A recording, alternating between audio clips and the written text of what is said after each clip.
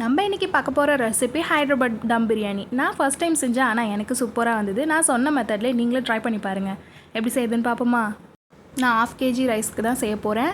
அதுக்கு ஒரு 3 வெங்காயம் ஸ்லைஸாக கட் பண்ணி ஃபஸ்ட்டு எண்ணெயில் நல்லா ஃப்ரை பண்ணி எடுத்துக்கலாம். நல்லா கோல்டன் ப்ரௌன் வரணும், அந்தளவுக்கு வெயிட் பண்ணி குக் பண்ணிக்கோங்க. ஹை ஃப்ளேமில் குக் பண்ணி டக்குன்னு தீஞ்சிடும், பார்த்து பக்கத்துலேயே இருந்து பதமாக எடுத்துக்கோங்க. பாருங்கள், இந்த அளவுக்கு கோல்டன் ப்ரௌனிஷ் வரணும். இன்னொரு பக்கம் புதினா, மல்லி, கொஞ்சமாக கெட்டி தயிர் போட்டு அரைச்சிட்டு வந்துடலாம். இன்னொரு பக்கம் 3/4 கிலோ சிக்கன் வாஷ் பண்ணி எடுத்து வச்சுருக்கேன். 3 டேபிள் ஸ்பூன் இஞ்சி பூண்டு பேஸ்ட் போட்டுக்கலாம். 2 table spoon garam masala, 2 table spoon தனி மிளகாய் தூள், பிரியாணி மசாலா ஸ்பைசஸ்லாம் வச்சு நானே அரைச்சி வச்சுருக்கேன், அது 1 டேபிள் ஸ்பூன், தேவையான அளவு கல்லுப்பு.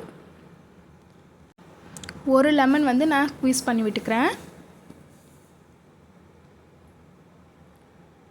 இப்போ நம்ம அந்த அரைச்சி வச்ச புதினா மல்லி விழுதையும் இதிலே சேர்த்துக்குவோம்.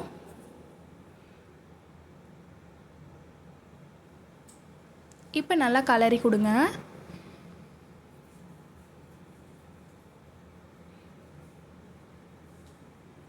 இது கூடவே நம்ம வறுத்து வச்சுருக்க வெங்காயத்தையும் கொஞ்சம் சேர்த்துக்கலாம். கொஞ்சம் வெங்காயம் தான் போடணும், பாதி வெங்காயம் இதில் போடணும், பாதி வெங்காயம் எடுத்து வைக்கணும். நம்ம கடைசியாக அதுக்கு தேவைப்படும். அவ்வளோதான், பாருங்கள், சிக்கன் மேரினேட் பண்ணியாச்சு. இப்போ ரைஸ் எடுத்துக்கலாம். பாருங்கள், இது ஒரு டம்ளர் 1/4 கிலோ வரும். நான் 2 டம்ளர் எடுத்திருக்கேன். நம்ம இதெல்லாம் ரெடி பண்ணிவிட்டு தான் தண்ணியில் போடணும். நான் எல்லாம் ரெடி பண்ணிவிட்டு வந்துட்டேன். பாருங்கள், இது தனியாக தான் நம்ம வடித்து செய்ய போகிறோம். அதனால் ஒலை வைக்கிற மாதிரி, சாதம் வடிக்க ஒலை வைக்கிற மாதிரியே வைங்க. வச்சுட்டு அதிலே இந்த ஸ்பைசஸ்லாம் போட்டு புதினா மல்லி போட்டு திரும்பி ரைஸை போட்டு அரை வேக்காடு தான் வேகணும். கூடவே கொஞ்சம் நெய்யும் போட்டுக்கோங்க, ஃப்ளேவர்ஃபுல்லாக இருக்கும். நான் ரைஸ் போட்டு ஒரு 7 நிமிஷம் தான் குக் பண்ணேன். பாருங்கள், ஓரளவுக்கு வெந்து வந்துடுச்சு. ரொம்பவும் வேக விடக்கூடாது, நம்ம திரும்பி தம் போடணும். அதனால் இப்போ பிரியாணி செய்ய போகிற குண்டா வச்சு நெய், எண்ணெய் எது வேணாலும் ஊற்றிக்கலாம். நான் 2மே கலந்து ஊற்றிருக்கேன்.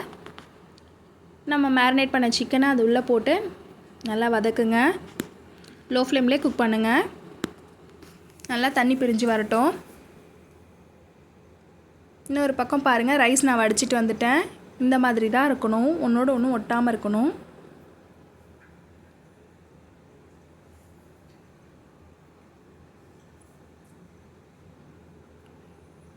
பாருங்கள், சிக்கன் ஓரளவுக்கு ஒரு 3/4 பதம் வெந்துடுச்சு. இப்போ அந்த கிரேவியை மட்டும் எடுத்துக்குவோம். இப்போ வடித்து வச்சுருக்க ரைஸை கொஞ்சம் கொஞ்சமாக லேயராக போட போகிறோம்.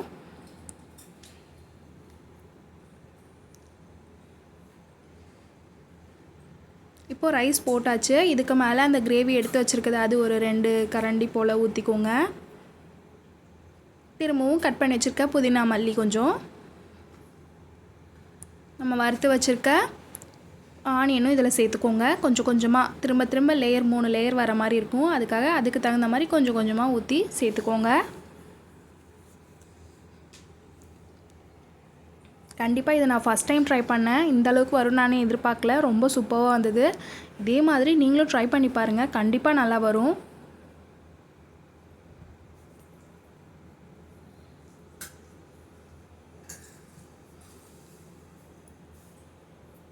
அவ்வளோதான். இப்போ அப்படியே அழுத்தம் கொடுங்க. அப்போ தான் நமக்கு தம் போடுறதுக்கு கேப் இல்லாமல் இருக்கும்.